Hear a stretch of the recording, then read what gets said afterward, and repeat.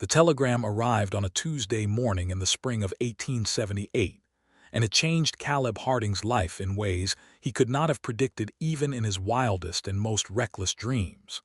He stood on the warped wooden porch of his ranch house, the paper trembling slightly in his roughened hand, not because of the dry Arizona wind that swept across the plateau and rattled the cottonwood leaves, but because of what the words meant. Outside, the red earth stretched for miles in every direction, broken only by the dark green of scrub brush and the distant purple smudge of the San Andres Mountains against a sky so blue it almost hurt to look at. His cattle grazed in the near pasture, and his two ranch hands, old Pete Connolly and the younger Tomas Rivera, were already at work repairing the south fence line.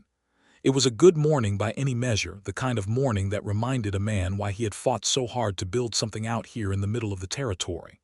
The telegram read, "Caleb, father has passed. Debt is heavy. I cannot hold the farm, arranged everything. Clara will come to you by June stagecoach. She knows the plan. You are a good man. Forgive me, Margaret Sutton." He read it 3 times. He sat down heavily on the porch step, his broad hat pushed back on his head, his dark eyes moving over the words again and again, as if they might rearrange themselves into something easier to swallow. He had known Margaret Sutton for years through correspondence. They had been introduced by letter through a mutual acquaintance in Tucson, a postmaster named Dell who fancied himself a matchmaker. Margaret and Caleb had exchanged letters for nearly 2 years, warm and honest letters in which they had discussed everything from the price of grain to their deepest fears and fondest memories. He had been working himself up slowly to asking her to come west, to asking her to be his wife. He was 31 years old and the ranch was finally prospering. He had wanted to wait until he was certain he could offer her a good life. It seemed Margaret had made the decision for both of them, except she had made it in the worst possible way. She was not coming herself. She was sending her younger sister Clara. Caleb folded the telegram and pressed it flat against his knee. He was not a man given to outbursts or to theatrics. He had been raised hard, the son of a former cavalry sergeant who had homesteaded in the territory before the Apache Wars had quieted, and he had learned early that the land did not care about your feelings. You worked, or you did not survive. He pressed that discipline over his emotions, now the way a man presses a cloth to a wound. He breathed slowly and thought about what he knew of Clara Sutton. Not much. Margaret had mentioned her sister in letters only occasionally, describing her as spirited, a quality Margaret seemed to view with the slightly weary affection of an older sibling. Clara was 22 years old. She had some education from a schoolhouse in their town of Harper's Mill, Ohio. She liked to read. She was stubborn, according to Margaret, and quick with an opinion. And she was coming to Arizona territory on the June stagecoach to marry a man she had never met, apparently at the arrangement of a sister who had decided, at the last moment, that she could not face the frontier herself. Caleb spent a long time sitting on that porch step. He thought about writing back, about sending a telegram that said the arrangement was canceled, that he wished the Sutton family well, that he was sorry for their loss. He composed the words in his head. They were kind words. They were reasonable words. But every time he assembled them into a complete message, he thought about what they would mean for a young woman who was already, presumably, packing her bags in Ohio, who had already said her goodbyes, who had nowhere else to go if the farm was truly lost and the debt was truly heavy. He thought about what his mother would have said. She had been a practical woman, his mother, but she had also been a deeply decent one. She would have said that a person in trouble deserved to be met with something better than a telegram of refusal. He went inside and wrote back to Margaret's address in Ohio. He said he would honor the arrangement. He said he hoped Clara was a woman of good character. He said he would do his best by her. He sent the telegram from town before he could talk himself out of it, and then he drove back to the ranch in his wagon and tried not to think too hard about what he had just agreed to. The weeks between that Tuesday and the first day of June were some of the busiest Caleb had known in years. though not all the business was with cattle and fences.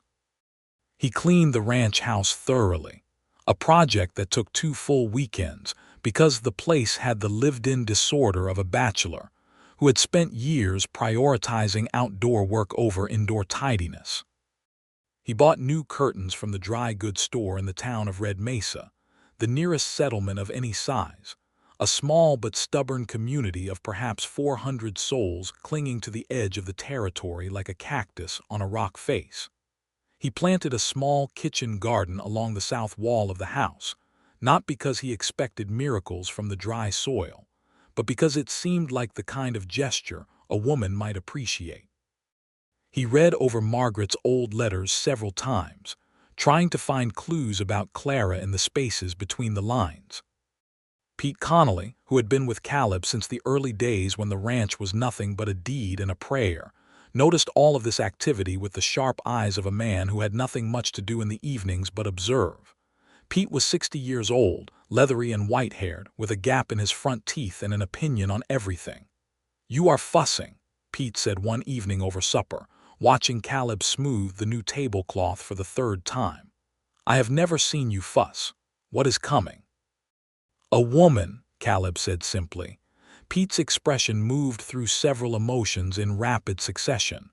"Margaret?" he asked, because he had heard enough about Margaret over 2 years of letters. "No," Caleb said. He explained the situation without embellishment because Pete had earned honesty over the years. Pete was quiet for a long moment, which was unusual for him. Then he said, "Well, that is not the worst thing I have ever heard. Does she know what she is coming into?" "I expect she knows as much as I did when I came out here at 23, Caleb said. "Which was very little," Pete observed. "Which was very little," Caleb agreed. June came with a heat that pressed down on the red plateau like a flat iron on fresh linen. The stagecoach from Tucson to Red Mesa ran twice a month, stopping at the relay stations that dotted the long desert road, and Caleb had received a second, briefer letter from Ohio confirming that Clara had departed. The letter was written by Margaret's hand, and it was stiff with the formality of someone who knew she was doing a thing that could not quite be defended. She had written, "Clara is a capable woman. She will not be a burden. Please be patient with her. She is not accustomed to hardship." That last line had given Caleb pause. He had wondered, reading it, whether Margaret had told Clara the full truth of what she was riding into. A remote cattle ranch, a man she had never met.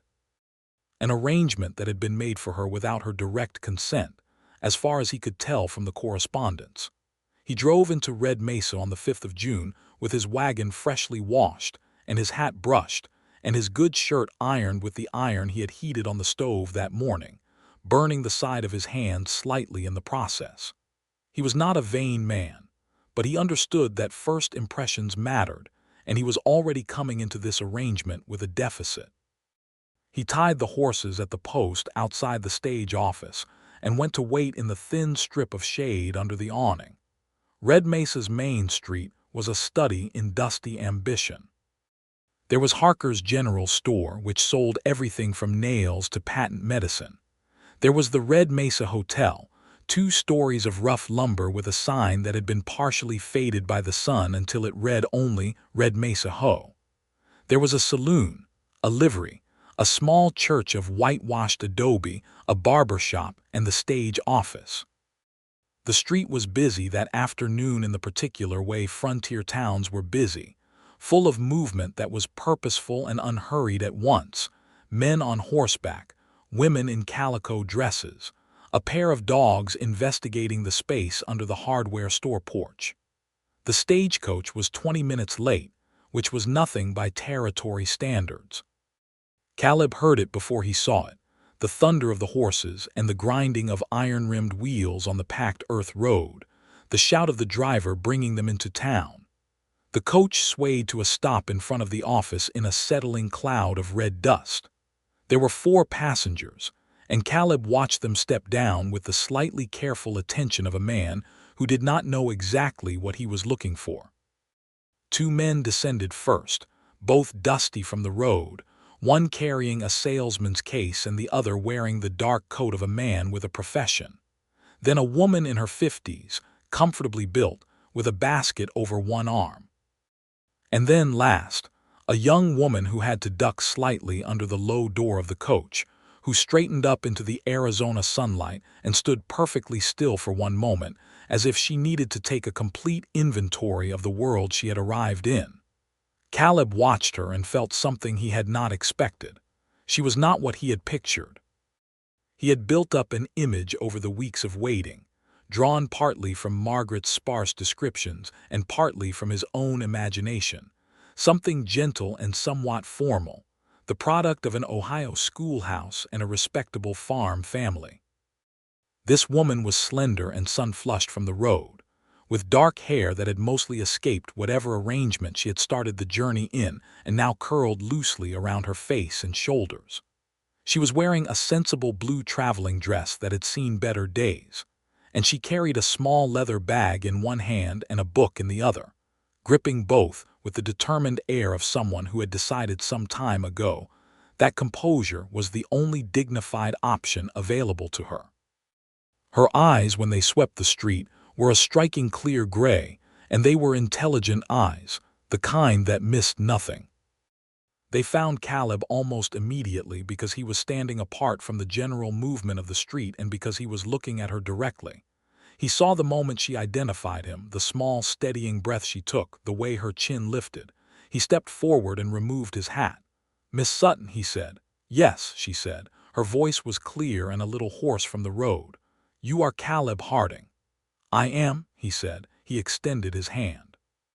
She shifted the book to the same arm as the bag and shook his hand with a firm grip that surprised him pleasantly. "Welcome to Arizona territory. I hope the journey was not too terrible." "It was extraordinarily terrible," she said, with a straightforwardness that was so unexpected it almost made him smile. 11 days. The road between Albuquerque and here should be reported to someone as a crime against humanity." "I would agree with that assessment," he said. They stood looking at each other in the afternoon heat for a moment. He noticed that she had a small ink stain on the index finger of her right hand, old and not quite washed out. He noticed she was perhaps 5'4", slight but not fragile. He noticed that despite the exhaustion that was clearly written in the lines around her eyes, she was meeting his gaze squarely without the nervousness he might have expected from a woman in her position. "I expect you have a great many questions," he said. "I expect you do too," she replied. "Fair enough," he said. "Let me get your trunk and we can speak on the road." Her trunk was modest, smaller than he had expected, battered from the journey. He loaded it into the wagon, while she spoke briefly to the stage agent about a small parcel that was following on the next coach. When she climbed up onto the wagon bench, she did it without asking for help, managing her skirts and the step with the efficiency of someone who had decided not to be inconvenient. He climbed up beside her and clucked the horses forward. They were out of Red Mesa and onto the open road to the ranch before either of them spoke again. The land spread out around them in the late afternoon light, dramatic and strange and beautiful in the way that Arizona always was at that hour, the red rock burning gold, the shadows of the mountains going purple and deep. "I want to be honest with you from the start," Caleb said. He kept his eyes on the road. "I had not expected you. I had been corresponding with Margaret for 2 years. "I know," Clara said. She was looking at the landscape with an expression he could not fully read. "She told me. I want you to know that I was not in agreement with her plan when she first proposed it. I argued against it for 3 weeks. "What changed your mind?" he asked. "She sold the farm," Clara said flatly. There was no longer a plan B. He turned to look at her then. She met his eyes briefly, and there was a flash of something there, not bitterness exactly, but the honest acknowledgement of a hard situation, the kind of thing a person carries when they have decided to stop pretending it is fine and simply get on with it. "I am sorry," he said, "about your father and about the farm." "Thank you," she said. She looked back at the road. "I am sorry you find yourself in this position. You agreed to marry one woman and received a different one entirely. That cannot be what you wanted." "I agreed to the arrangement," he said carefully. "As far as I am concerned, that stands. But I also want to say clearly that I do not intend to pressure you into anything you do not freely choose. You have been sent here with very little say in the matter. I think you deserve to have your say now." She was quiet for long enough that he wondered if he had said something wrong. Then she said, "That is the most decent thing anyone has said to me in several months. Thank you." They drove on through the cooling evening air. She asked about the ranch, practical questions: how many acres, how many cattle, what the water situation was, what supplies came in and how often. He answered everything directly and completely, and he noticed that she listened with complete attention and asked follow-up questions that demonstrated she had heard every word. She had a quick mind. He had always valued that in a person above almost everything else, and he noticed himself relaxing by degrees as the conversation moved into something more natural and less formal. She asked about Pete and Tamaz. He described them and told a story about Pete's ongoing war with a particular coyote that had been raiding the hen yard for 2 seasons, and she laughed, a short, surprised laugh that sounded like it came out before she could decide whether to allow it. He liked the sound of it considerably. When they came over the last rise and the ranch came into view below, the low adobe house with its new curtains barely visible in the windows, the barn and the outbuildings, the cattle settling for the evening in the near pasture, she leaned forward slightly and looked at it with an expression he recognized, because he had worn it himself the first time he had seen the place. It was the expression of someone taking a full accounting of something, weighing it honestly, and finding in it the suggestion of something possible. "It is not much yet," he said, "but it is growing. It is real," she said. "That counts for something." Pete met them at the yard gate with the barely concealed excitement of a man who had been speculating furiously all day about what the new arrival would be like. He took off his hat with exaggerated courtesy and introduced himself, and Clara shook his hand with the same directness she had applied to everything else, and Caleb watched Pete's assessment of her shift visibly in the right direction within about 30 seconds of conversation. Tamaz was quieter, a young man of 24 who had come up from Sonora 3 years ago and who possessed an economy of words that Caleb had always respected. He nodded to Clara and helped with the trunk and said he would see to the horses. Clara thanked him in Spanish that was clearly learned and somewhat approximate, but delivered with such confident goodwill that Tamaz blinked and then offered a small, genuine smile. Caleb showed her the house. He had worried, showing it, about whether she would find it lacking. The parlor was small and simply furnished. The kitchen was functional without being comfortable. The room he had prepared for her was the second bedroom, small and sun-warmed, with a patchwork quilt on the bed that had belonged to his mother. He had put a small vase of wildflowers on the windowsill that morning and now felt slightly self-conscious about it. She looked at the room for a moment. She looked at the flowers. "You picked those this morning," she said. "I did," he said. She did not say anything further, but something in her face shifted, something small but visible, a thawing at the edges of the composure she had been maintaining so carefully all day. "Thank you," she said. "It was a kind thought." Supper that evening was the best Caleb could manage, which was beans and salt pork and cornbread, and Clara ate with the genuine appetite of someone who had not had a proper meal in 11 days.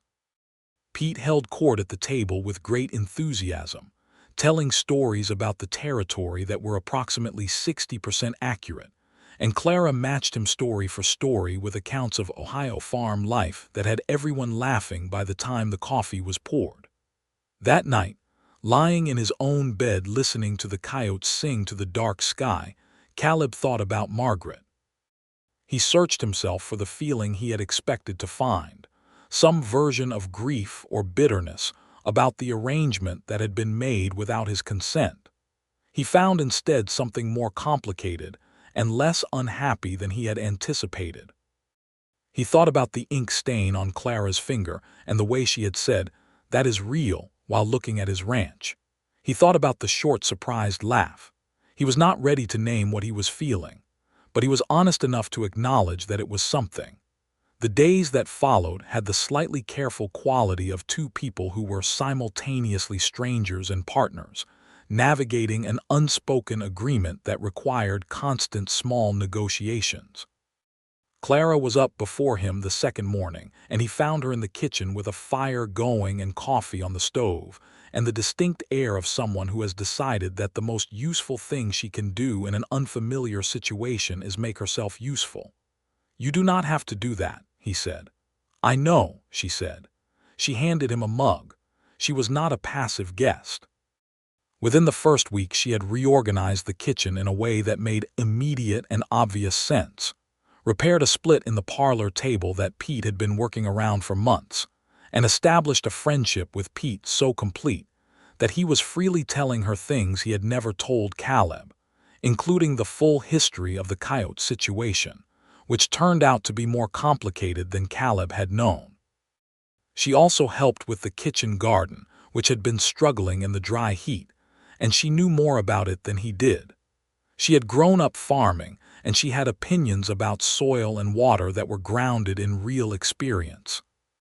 She dug the channels deeper and angled them differently and relocated two of the plants into a spot that got better afternoon shade, and within a week, the whole bed looked different.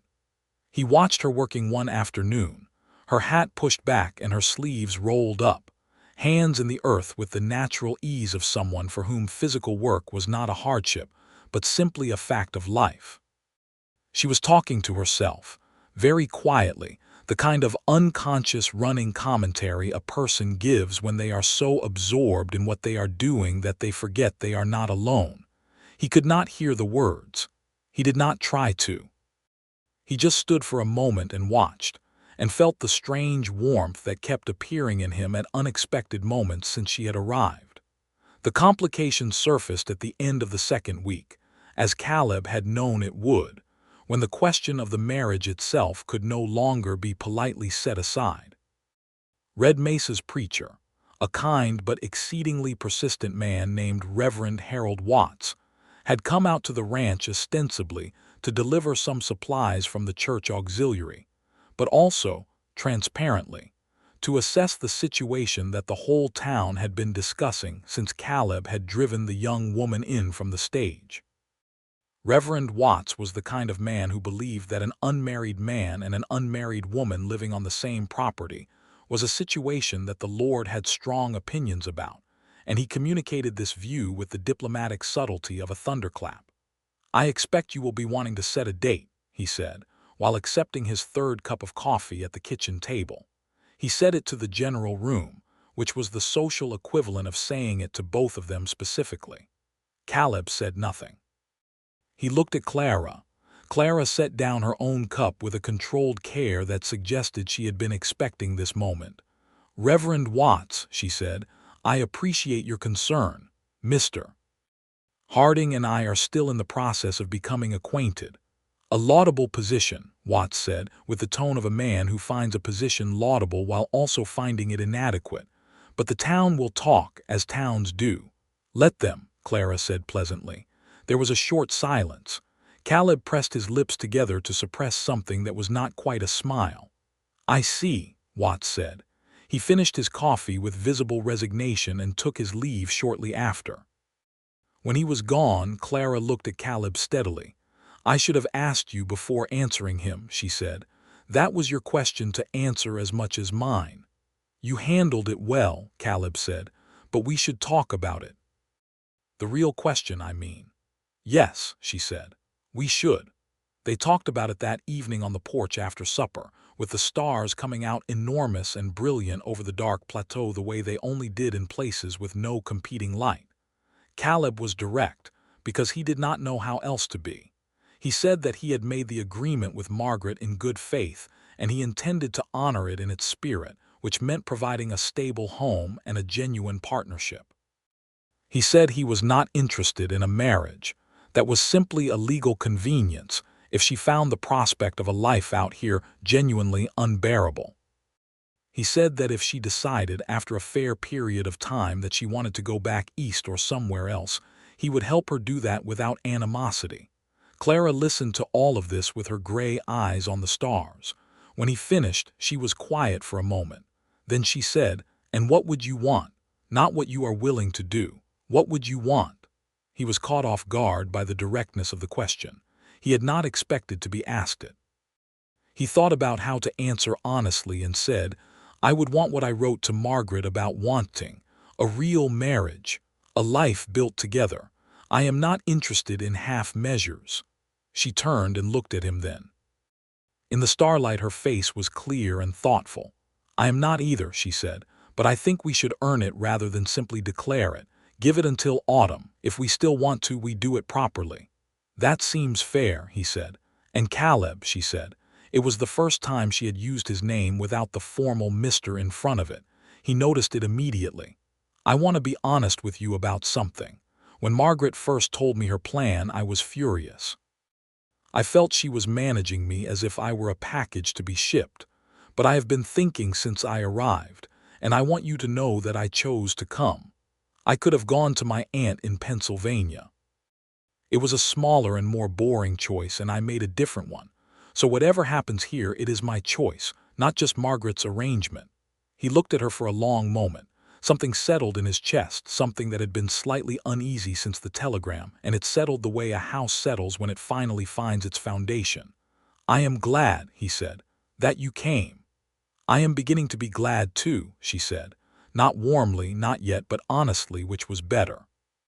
The weeks moved through summer with a rhythm that was both demanding and quietly satisfying. Clara had grown up on a farm, and she was not afraid of hard work, but the particular hardships of the territory were different from anything Ohio had prepared her for. The heat was a different order of magnitude. The dust got into everything. The distances between the ranch and town were vast in a way that made Ohio's concept of isolation seem almost comic. The first time she encountered a rattlesnake near the well, she handled it with commendable composure, backing away carefully and calling for Pete, and then spent the rest of the afternoon sitting on the porch with her book and her jaw set in the way Caleb was learning to recognize as her processing something. He came and sat near her when he came in from the south pasture. He did not make a production of it.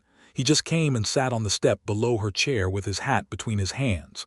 "They are mostly where you do not expect them," he said. "You learn the habits of where they like to be, and after a while you stop almost stepping on them." "Almost," she said. "Almost," he confirmed. She looked down at him from her chair. He had the feeling she was deciding something. Then she said, "Will you teach me to shoot?" He had not expected that either. He thought about it for exactly 1 second. "Yes," he said. He taught her on a Saturday, setting up bottles on the fence behind the barn. She was a terrible shot for about 40 minutes and an impassive and determined student throughout, listening to his corrections and applying them without complaint. And then something clicked, in the way things sometimes do when a person stops overthinking a physical skill, and she hit 3 bottles in a row and turned to look at him with an expression that was uncomplicated and purely delighted, the most openly happy look he had seen on her face, and it hit him somewhere between the ribs with a force he had not been prepared for. "There," he said. His voice came out slightly different from how he intended it. "You have it." She looked at him for one extra moment, still bright-eyed from the success. Then she looked back at the remaining bottles. "Again," she said. Caleb spent the rest of that afternoon very carefully not examining what he was feeling. It was Pete who said it first, because Pete had no patience with men who refused to see what was right in front of them. He cornered Caleb in the barn one Sunday morning while Clara was in town with Tamaz picking up supplies, and he said, with the absolute economy of a man who had thought about how to word something precisely, "You are falling in love with that woman." "I am getting to know her," Caleb said. "Those are the same thing for you," Pete said. "I have known you for 8 years. You did not smile this much when you first came out here, and this land was all new to you. You are paying attention to everything she does. You nearly burned supper last Thursday because she said something funny and you forgot you were cooking." "The fire was too high," Caleb said. "Caleb," Pete said patiently. Caleb put down the bridle he had been mending. He leaned his arms on the stall gate. He looked at the middle distance for a while. She came here for Margaret, he said. She came because she had no other good option. She said herself she had another option and chose this one, Pete said. Caleb stared at him. She told me, Pete said simply. We talk. I know you talk. You talk more than anyone I have ever met. And I listen more than anyone you have ever met, Pete said, unperturbed. She is not unhappy here, Caleb. She is building something, and part of what she is building involves you. I'm old enough to have watched enough people do exactly this to recognize it. Caleb picked up the bridle again. I told her autumn, he said. I said we would decide in autumn. It is already September, Pete observed. Autumn is not that far away. The difficulty that arrived in September came not from within the ranch but from outside it, and it came with the determined efficiency of a man who had decided that someone else's arrangements were his business. His name was Frank Hollies, and he was the owner of the largest cattle operation in the county, a man in his late 40s with the broad red face of someone who was accustomed to getting what he wanted, and who had made getting what he wanted into a kind of philosophy. He had heard about Clara's arrival through the usual channels of territory gossip, and he had seen her twice in Red Mesa, once at Harker's General Store, and once coming out of the stage office to collect her parcel. He had formed the opinion that she was an attractive and unclaimed woman, and on the basis of that opinion he had come to call. He arrived on a Wednesday afternoon in a well-appointed buggy, which was the territory equivalent of arriving with a brass band, an unmistakable statement of prosperity and intention. Caleb saw him coming up the road and felt a tightening in his jaw that he recognized as something closer to personal than professional. Hollies climbed down from the buggy and removed his hat and introduced himself to Clara, who had come to the porch, with the elaborate courtesy of a man performing courtesy rather than feeling it. He said he wanted to welcome her to the county. He said he had a ranch he would be happy to show her. He said he was always glad to have new arrivals feel at home, and he managed to make this sentence carry about 3 extra meanings that had nothing to do with welcome. Clara was polite. She was also, as Caleb was learning, extremely clear about where her boundaries were. She thanked him for his welcome and offered him no encouragement whatsoever, and when Hollies directed his next comment at Caleb, something about what a fine situation Harding had managed for himself, she met Caleb's eyes over Hollies' head with an expression that was composed but carried a clear private message of solidarity. Hollies did not stay long, but he came back the following Sunday, and he came to church on the Sunday after that, which was notable because in the preceding 6 months the man had attended church approximately never. Clara told Caleb about the second visit with the directness she applied to everything, and added that she found him oleaginous, and Caleb had to ask what that meant, and when she explained it, he said that was a very good word for Frank Hollies.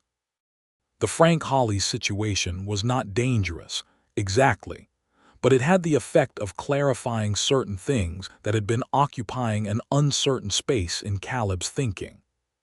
He had spent the summer being careful, being considerate, giving her space and time as he had promised. He had been so focused on not being presumptuous that he had perhaps not been fully present to what was actually happening between them, which was something neither of them had manufactured, and neither of them was entirely in control of.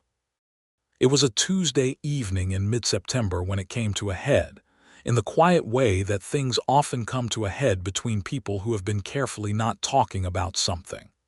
They had been reading together in the parlor after supper, which had become a habit over the weeks, each with their own book, companionable and easy.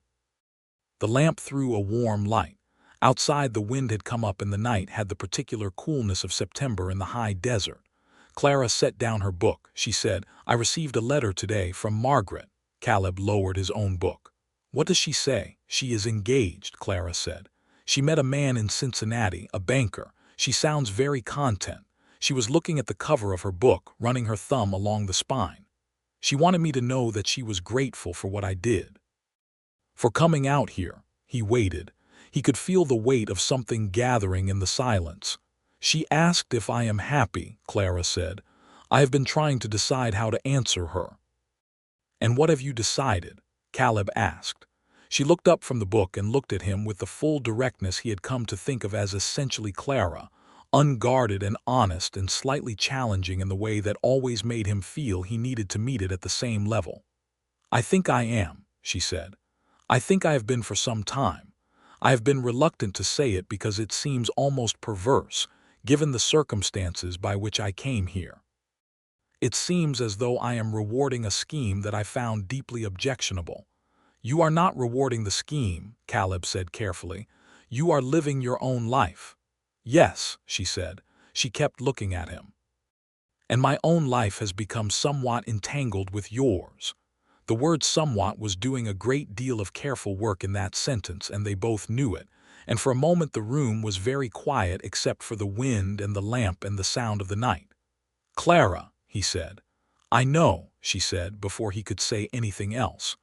"I know what the question is, and I know what my answer is. I am just working out how to say it without it sounding like something out of one of the penny novels Pete keeps in the barn." That startled a laugh out of him, and the laugh broke something open in the room, and she smiled, a full and complete smile that he had seen only a few times before, and that changed everything about her face.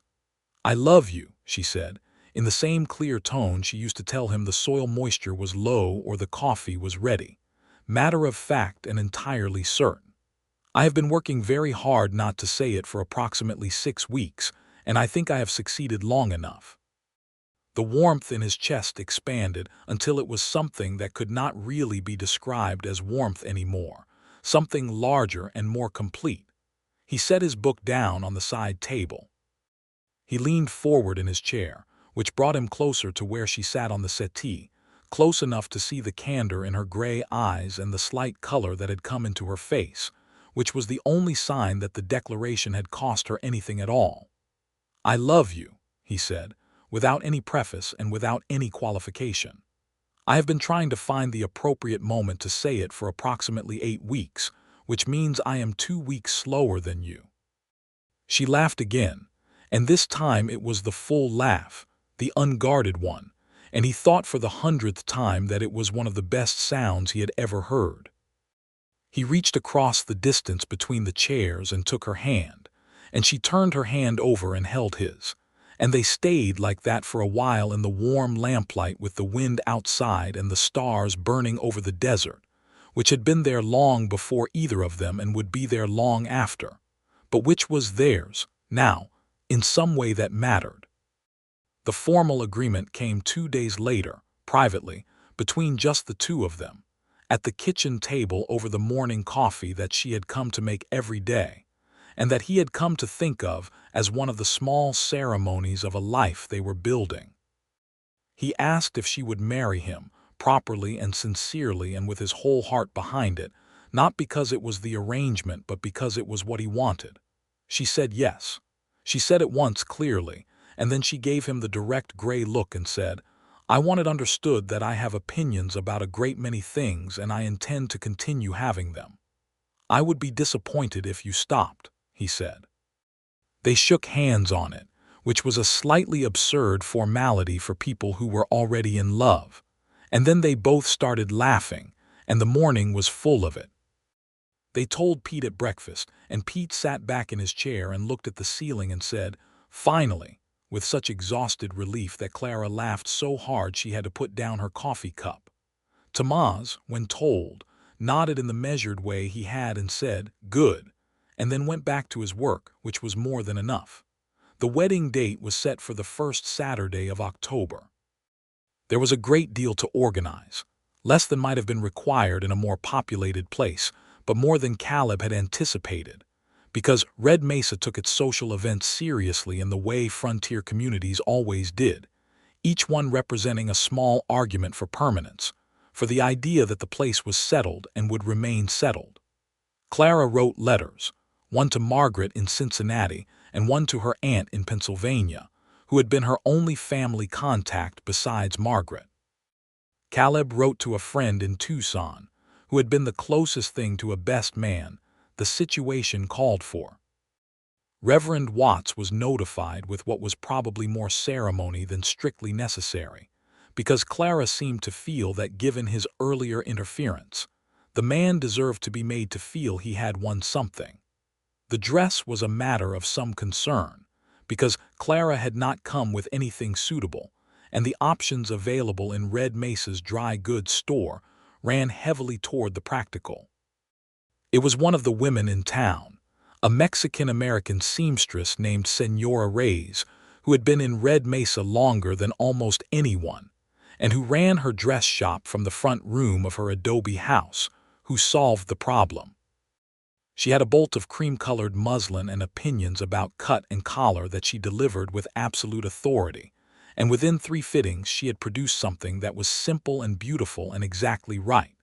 Clara stood in Senora Reyes's fitting room and looked at herself in the woman's good mirror and was quiet for a long moment. Caleb was not there, of course. He heard about it later from Pete, who had heard it from his wife's cousin, which was how information moved in Red Mesa. What Clara had apparently said, standing in the fitting room, was, "I did not expect this." Senora Reyes had replied, "Happiness." And Clara had said, "Any of this," which was a different and larger answer, and Senora Reyes had nodded and pinned the hem and said nothing more, because some statements require only acknowledgement.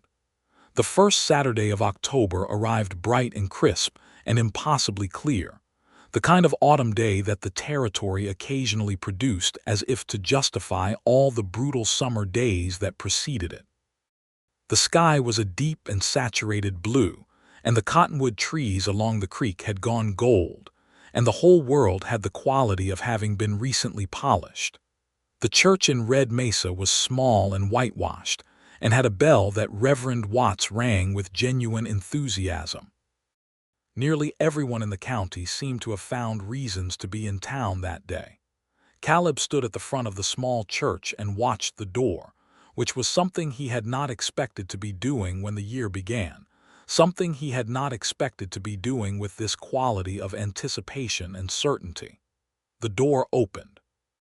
Clara walked in on the arm of Pete Connolly, who had been asked to fill the role and who had spent the preceding 2 days in a state of almost unbearable pride and anxiety, who had polished his boots to a high shine, and was wearing a coat Caleb had never seen before, and who, Caleb noticed with a private tenderness, was holding Clara's arm with the careful pride of a man who considers himself responsible for a very important thing.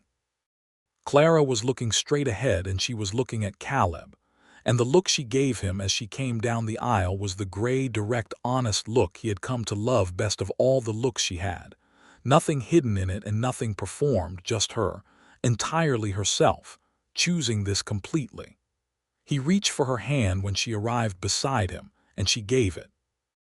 Reverend Watts spoke the words of the ceremony with a sincerity that was genuine, because, whatever his flaws in the business of persistence, he believed in marriage the way other people believe in sunrise, as something necessary and repeating and fundamentally good. The room was very still. Outside somewhere a bird sang briefly and stopped. When the moment came, Caleb said, "I do," and the words felt like the most accurate thing he had ever said. Clara said, "I do," and looked directly at him as she said it, and the look was the whole thing, the whole truth of the moment, honest and certain and entirely hers. He kissed her in the church in front of everyone in Red Mesa, and the sound that went up from the assembled town was warm and unrestrained, and Pete Connolly's voice was the loudest of all, which did not surprise anyone. The celebration afterward moved from the church to the open space behind Harker's general store, where tables had been set up, and someone had produced a fiddle, and someone else had produced enough food to represent the communal generosity of a place where people understood that life was hard and celebrations mattered. Caleb danced with Clara under the October sky, which was neither of their natural element, because he had not danced in years, and she claimed to have learned in a manner that was largely theoretical.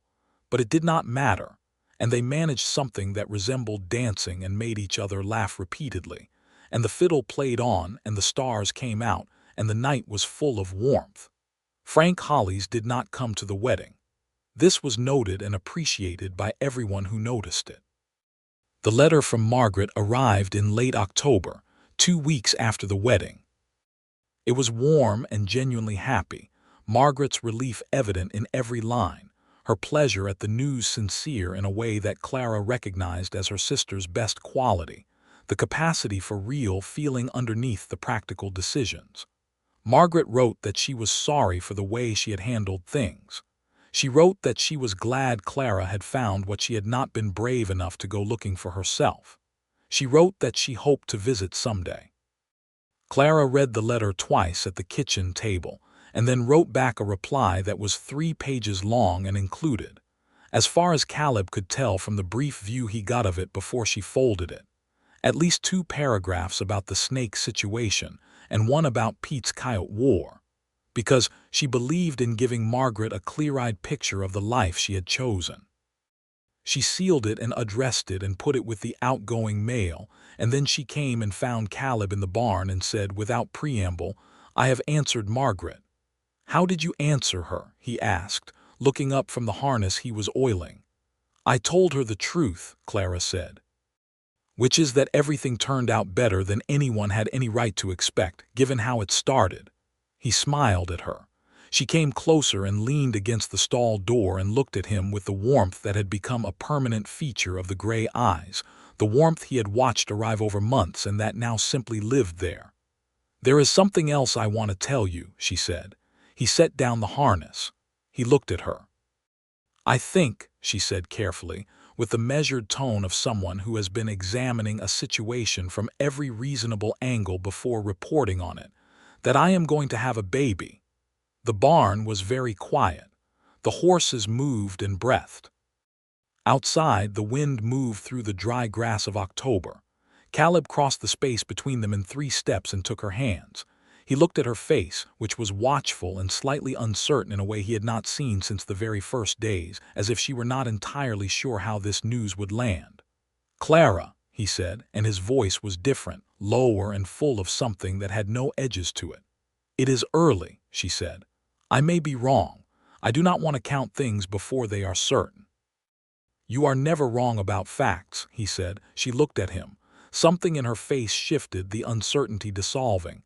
"No," she said, "I am not usually." He brought her hands up and held them against his chest, and she came a step closer, and he put his arms around her there in the barn in the October morning with the horses and the smell of hay, and the light coming through the gaps in the planks in long golden lines, and he held her with the careful wholeness of a man who understands that he is holding something that matters above everything he has built or will build. "A baby," he said, into her hair. "A baby," she confirmed, against his chest. He could feel her smiling. The winter of 1878 moved through the high plateau with the particular drama of territory winters, cold nights and brief fierce storms, and days of hard, clear light. Clara's pregnancy moved with it, week by week, the changes slow and then suddenly obvious, her shape shifting, her energy varying, her opinions about everything in the world completely undiminished. She had learned to be careful near the well. She had learned the particular songs the wind sang when a storm was 2 days out. She had learned to read the cattle for early signs of illness, and to read the sky for rain, and to read Pete's face for whether a situation was as minor as he claimed or significantly larger. She had also, quietly and without making a ceremony of it, become indispensable. It was not that the ranch had been failing without her.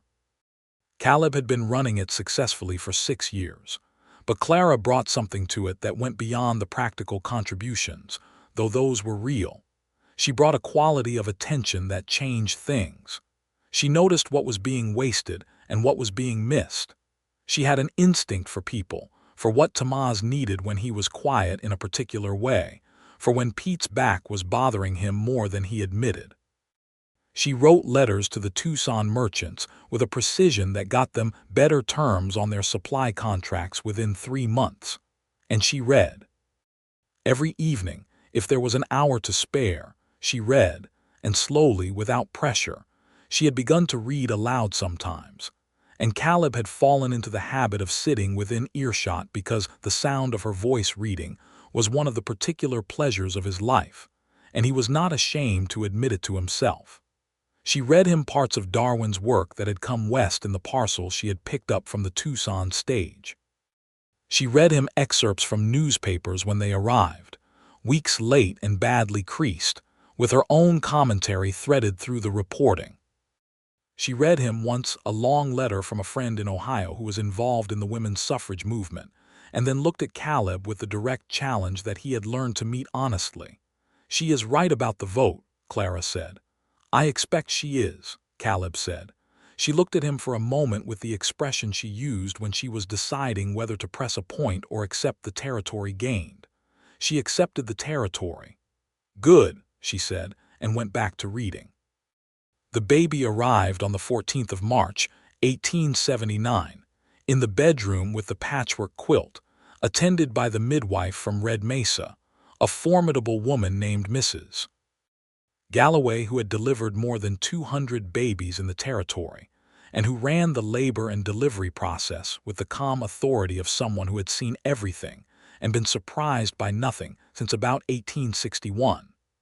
Caleb was in the parlor for most of it, doing the particular kind of waiting that is among the hardest things a person can do, which is to be physically close to someone you love who is going through something you cannot help with.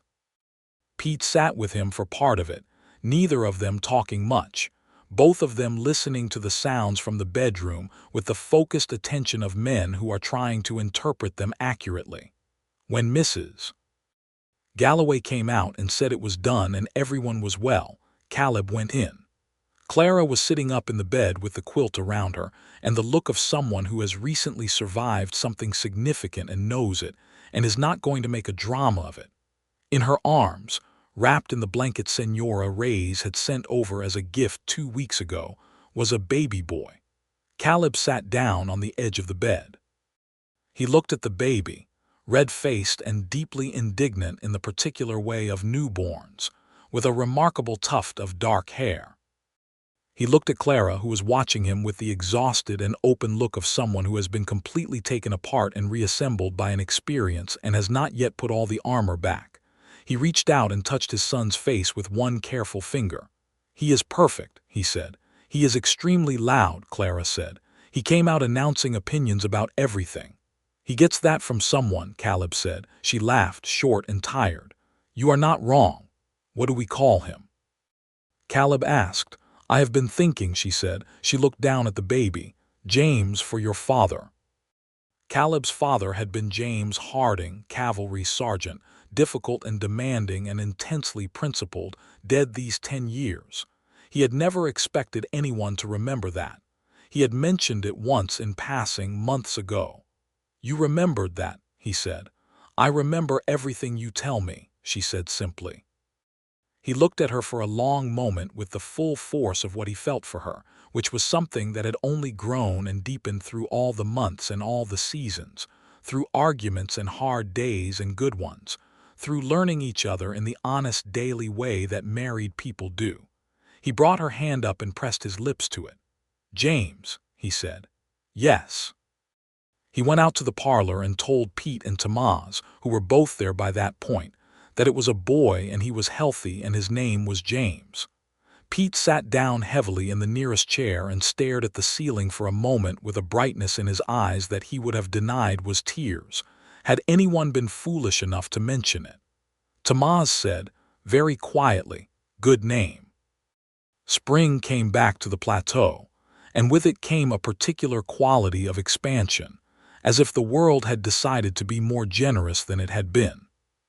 The kitchen garden was now properly established, and Clara had extended it with a second bed against the east wall, and there were things growing in it that would not have survived the first year's planting because she had learned the land's moods by now. James slept in a cradle that Caleb had built through February with more care than he had given any piece of work in his life, a plain wooden thing with smooth edges, and a slight rocking quality that was apparently acceptable to James, who was particular about his opinions even at 3 months old. There were difficulties, as there always are, and they moved through them as they moved through everything, with honesty and the willingness to say what needed to be said. There was a dry spell in the summer of 1879 that hit the cattle hard, and Caleb spent 3 weeks doing the brutal calculus of a rancher in a drought, deciding which animals could be saved and which could not. Clara did not pretend it wasn't happening. She sat down with the ranch accounts and helped him find the places where money could be moved, where costs could be cut, where there was a margin that had not been used. They sold 20 head early, before the drought deepened, at fair prices, and the decision turned out to be exactly right, and the ranch came through it in better shape than many of their neighbors. Frank Holly's came to grief the following year, in the autumn of 1880, not through violence but through the particular collapse that befalls men who have overextended their operations on the assumption that size makes them invulnerable. His cattle empire contracted sharply following a bad season, and half his holdings went to creditors. He left the county entirely by winter. Caleb heard about it in town and came home and reported it to Clara with neutral factual brevity, which was how he delivered news he had complex feelings about. Clara listened and said, "I expect the creditors are the ones who are happy," and went back to what she was doing, which was feeding James, who was 14 months old and had recently discovered that banging things together made interesting sounds and was pursuing this discovery with thoroughness. In the years that followed, the ranch grew. Not explosively, not in the way of men who bet everything on a rising market, but steadily and solidly, the way things grow when they are tended by people who understand what they have. Caleb hired 2 additional hands in 1881, brothers from Texas named Anderson, who were quiet workers and fair poker players, and who fit into the rhythm of the place within a season. Tomas, who had proven over the years to be not merely a good hand but a genuinely skilled cattleman, was made foreman in 1882, which was a decision that prompted a brief, uncomfortable conversation in Red Mesa from certain parties who had opinions about a Mexican man running a white-toned operation, opinions that Caleb addressed in terms so direct that they were not repeated. Clara, by 1882, was teaching in the small school in Red Mesa on Thursday afternoons, a voluntary arrangement that had begun informally when the regular teacher had a prolonged illness, and Clara had stepped in and refused to step back out when the teacher recovered, simply because it turned out there were more children than one teacher could manage. The school board, which had initially been uncertain about whether to formalize her role, was convinced by the petitions of approximately 40 parents who found that their children were coming home able to do arithmetic properly, and Clara received a small stipend, and the school board's slightly stunned respect. James, at 3 years old, was an opinionated and energetic person with his father's dark eyes and his mother's gray directness, a combination that Pete said was likely to give them trouble in the best possible way for the next 20 years, at minimum. It was in the early summer of 1883 that Clara told Caleb there was going to be a second child. She told him in the kitchen, in the same measured tone she had used the first time, the tone of someone reporting an accurately observed fact, and he responded the way he had learned over the years to respond to the things she told him, with his full and undivided attention, and with none of the things he might have said filtered through any consideration except honesty. He said, "How are you feeling?" She said, somewhat architectural, which was her way of saying that her body felt as if it was reorganizing its internal arrangements without consulting her, and he had learned to translate. He brought her a cup of tea and sat with her at the table, and they talked about what needed to be adjusted and what would need to be planned. The practical conversation of 2 people who had learned that love in daily life is mostly conducted in precisely these terms, in the small considerations and the honest accounting and the willingness to sit down together and think it through. The second baby arrived in January of 1884, a girl this time, arriving in the same bedroom with the same patchwork quilt, attended by Mrs. Galloway, who had not retired from midwifery as she had threatened to do every 6 months for the past several years, and who delivered the girl with her usual efficient authority. Caleb came in afterward and looked at his daughter, who was smaller than James had been and already quieter, looking at the world with an expression of measured interest. He looked at Clara, who was tired and bright-eyed at once. "She has your eyes," Clara said. "She has your expression," he said. "That one you make when you are deciding what to make of something." Clara looked down at the baby and smiled. "Her name should be Ellen," she said, "for your mother."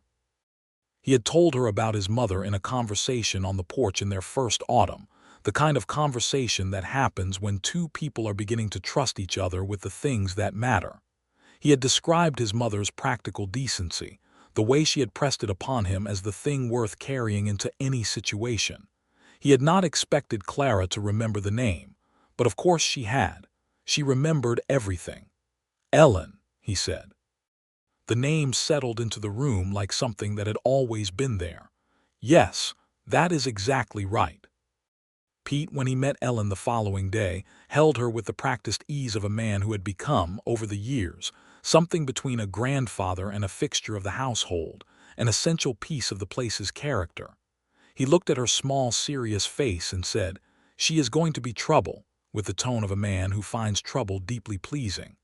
"They all are," Clara said from the bed. "The good ones always are," Pete said comfortably. The springs passed and the summers, and each one left its marks on the place. The growth of the garden and the expansion of the herd and the changes in the buildings as Caleb improved and added to them over time.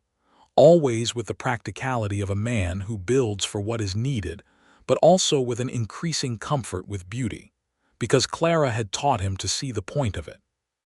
There were flowers along the porch now, planted in painted pots, a touch that would have seemed frivolous to the bachelor he had been in 1878, and that he now found he looked for every morning when he came out.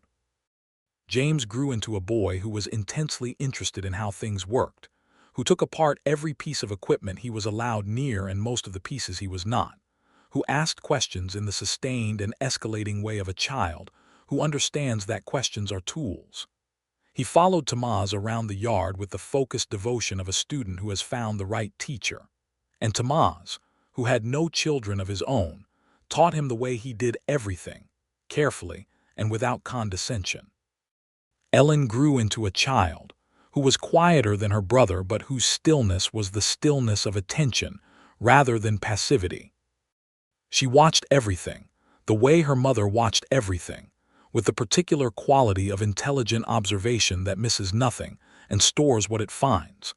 By the time she was 3, she had opinions about the garden that Clara respected enough to act on at least twice. There was a period in the autumn of 1885 when Pete's health declined significantly, a combination of his age and the years of hard weather and work that had accumulated in his lungs and his joints.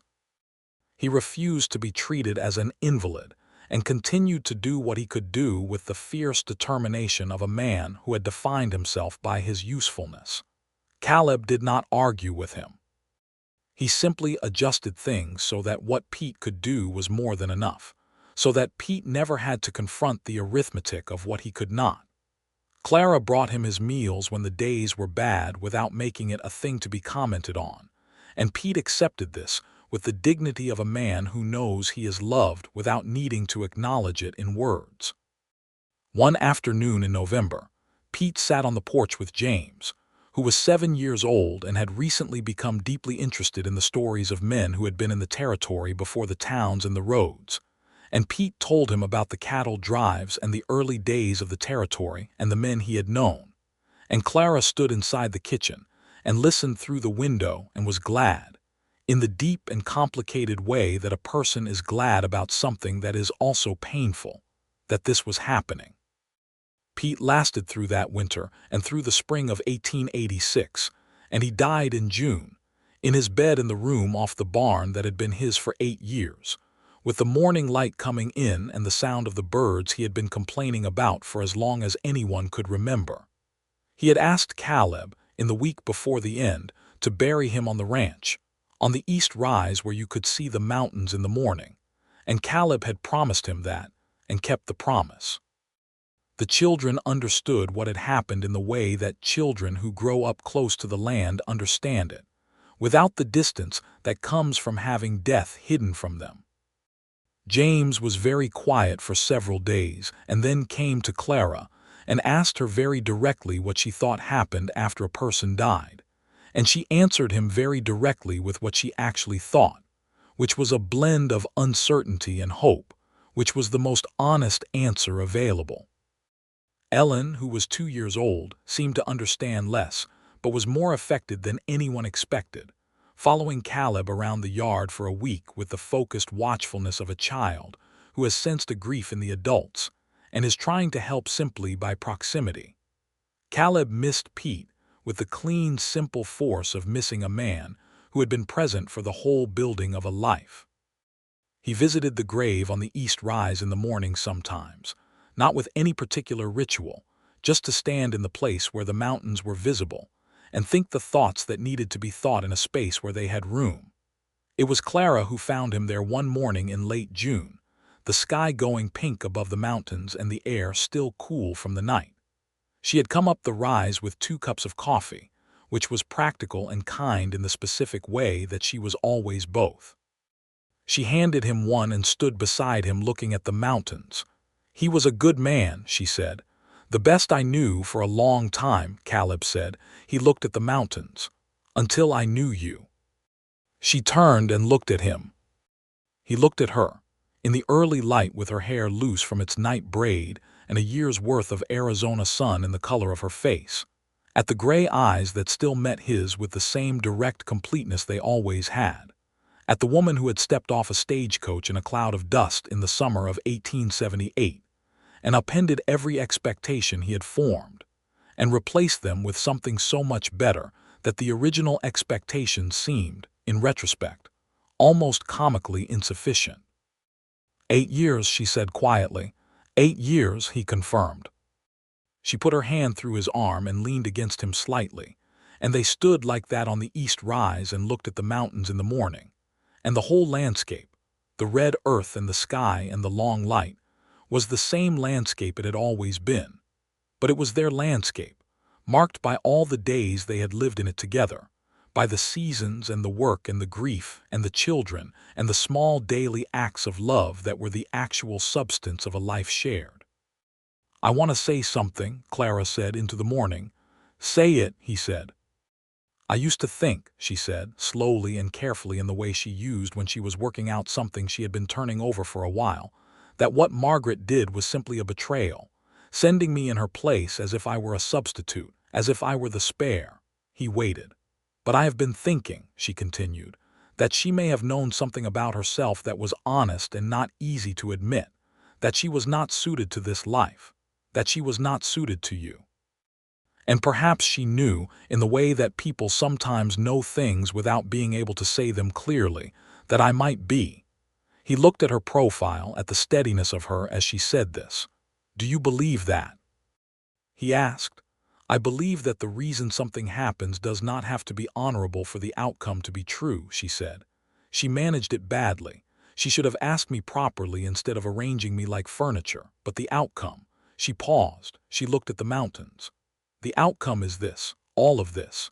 James and Ellen and the ranch and you and everything we have made of 8 years that started so badly. I cannot be sorry for the outcome, even when I am still sometimes angry about the method."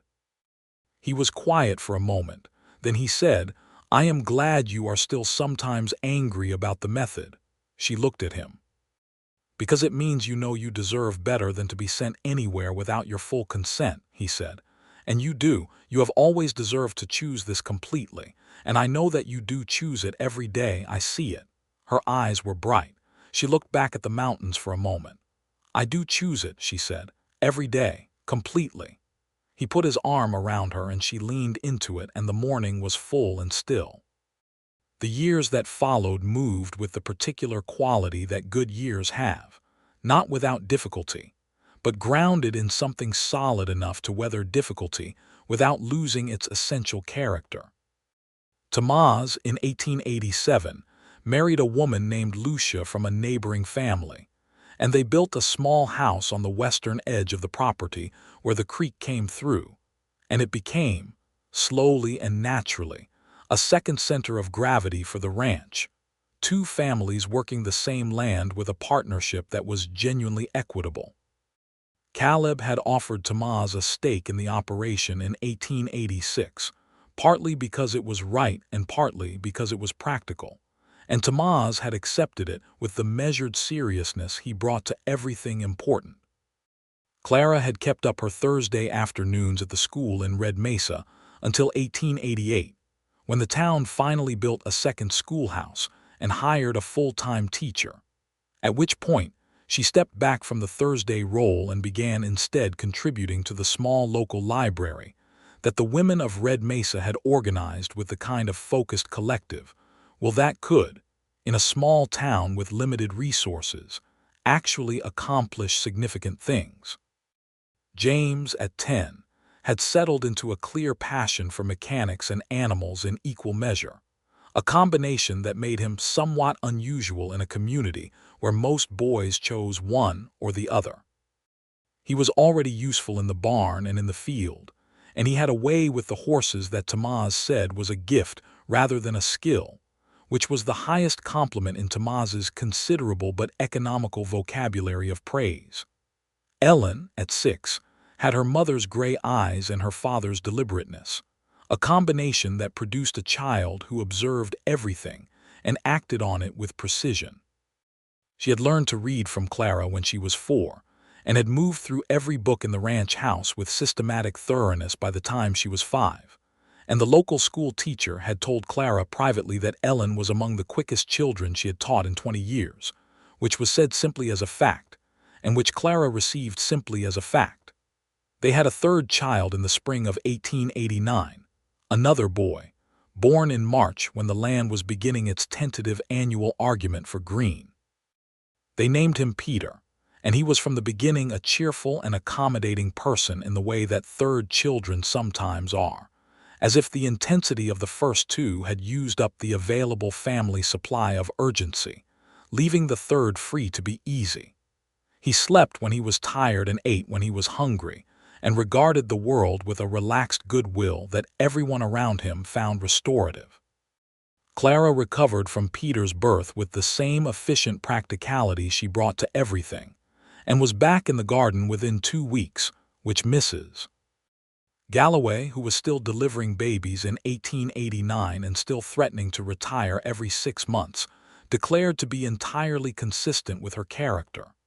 The decade closed and a new one opened, and the territory was changing as territories do when the balance tips towards settlement, the towns growing, the roads improving, the stages running more regularly.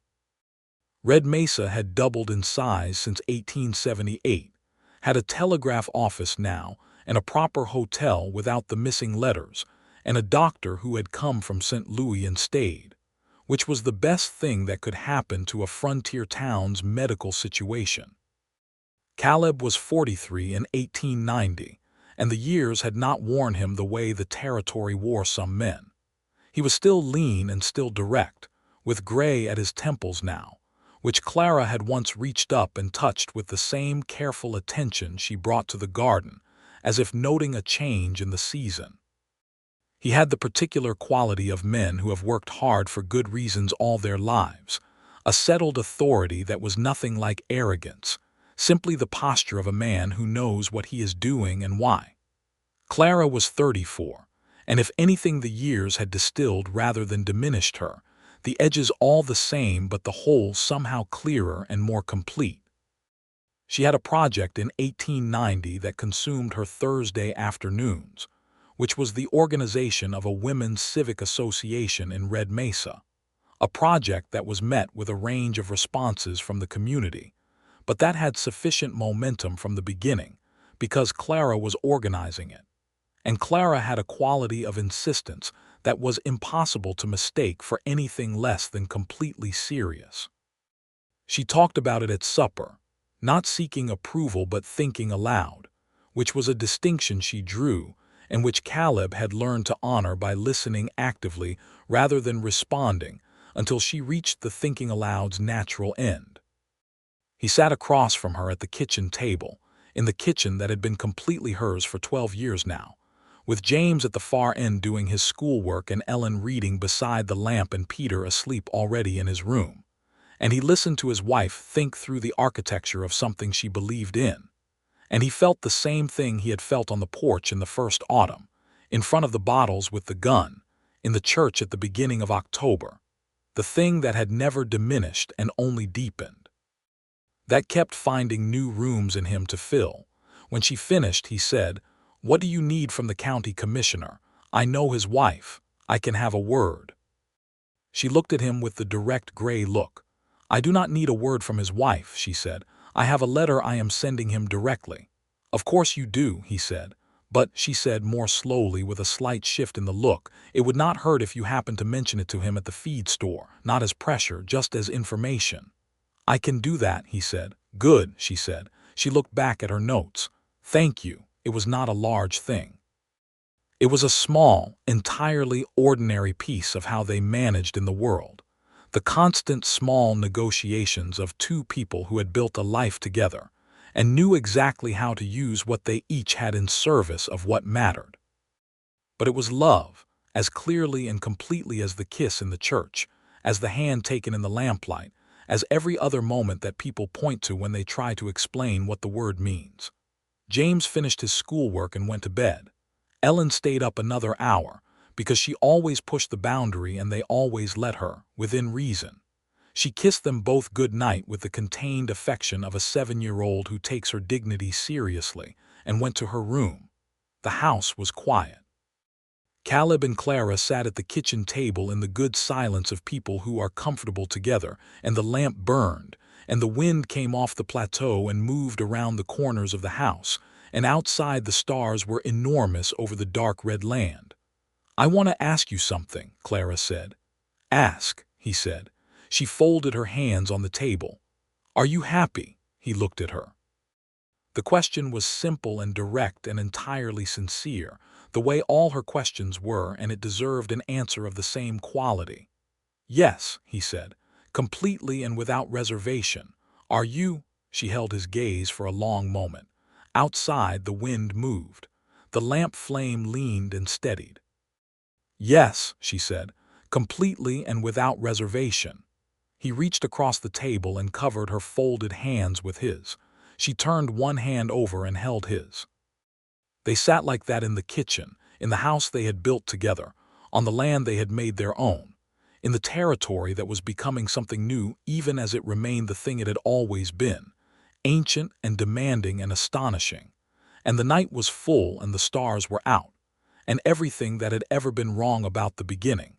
The sister who had arranged a person like furniture, the stagecoach arriving with the wrong bride, the telegram that had changed everything in the spring of 1878, had become, through 12 years of honest days and chosen mornings, simply the beginning of a story that was entirely their own. In the spring of 1891, a letter arrived from Ohio, addressed in a hand that Caleb had never seen. It was from Margaret's husband, the banker from Cincinnati, who wrote to say that Margaret had asked him to write because she was recovering from an illness and could not manage the pen well, but that she was improving and that she wanted Caleb and Clara to know that they had been in her thoughts throughout.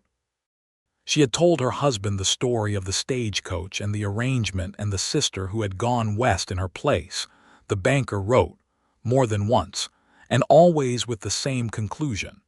She said it was the best thing she ever did without fully meaning to. Clara read the letter aloud at the breakfast table, with James and Ellen listening and Peter, almost 2 years old, conducting his own separate breakfast operations with a spoon and a bowl of oatmeal in the focused and catastrophic manner of a toddler. When she finished, she set the letter down and looked at her children. "Your Aunt Margaret," she said, "made a very poor decision in a very selfish way, and it turned out to be the thing that brought all of us here." She looked at Caleb. "Which is not a lesson about the virtue of poor decisions. It is a lesson about the fact that life is complicated and sometimes things work out anyway. That is a good lesson, James said thoughtfully. It is a true one, Clara said, and that for her was always better.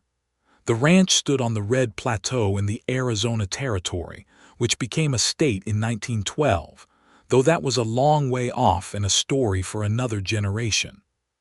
What the Harding Ranch was, in the spring of 1891, and in all the springs before and after it, was a place built of hard work and honest dealing, and the love of two people who had come to each other in the most unlikely of ways and found in each other the most complete of things.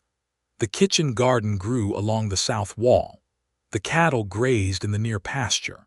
The flowers bloomed in the painted pots along the porch. On the east rise, the mountains were visible in the morning. And every morning, Caleb Harding rose before the sun was fully up and came to the kitchen where his wife already had the fire going and the coffee on the stove. And they stood together for a moment in the early light before the children woke, in the particular quiet that belongs to people who have earned it. And they drank their coffee, and they looked out the window at the land. And they were, both of them completely and without reservation, exactly where they had chosen to be.